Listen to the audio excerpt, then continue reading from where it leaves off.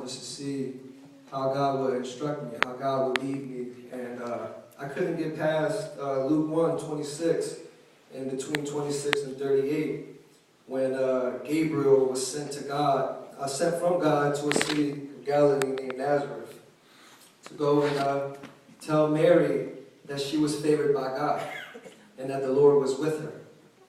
And something that kept on just speaking to my heart it was just one word, and I was vulnerable. And I kept asking God, I was like, Lord, why vulnerable? What is that? Because in the flesh, in the world's eyes, vulnerability is something that's weak. Something that, we look at as if we don't want to be in a position where we're vulnerable because obviously we like to be protected. There's nothing within us that likes to be exposed to hurt or to be wounded.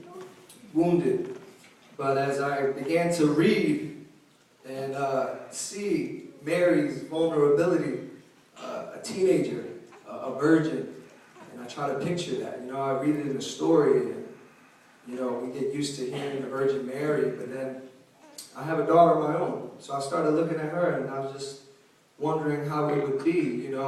My daughter at 14, 15 years old, and I pray right now that it would be a pure mind, that it would be a vulnerable little girl that has not yet been exposed to the worries, the pains, the attacks of the enemy, that are attacking our youth right now in this age.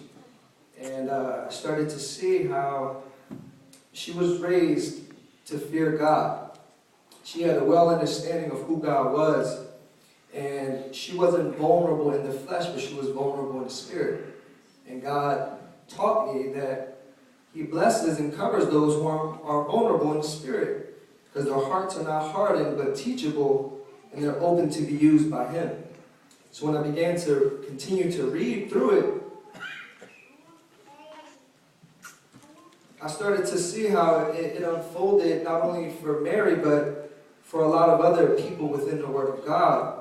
I began to see a pattern of a vulnerability in the spirit where God was using man in a way where He was doing amazing things just because they were open to receive whatever God had in store for them, regardless of what it was going to cost them, regardless of the vulnerability of criticism. And I see that unfold in Mary's life.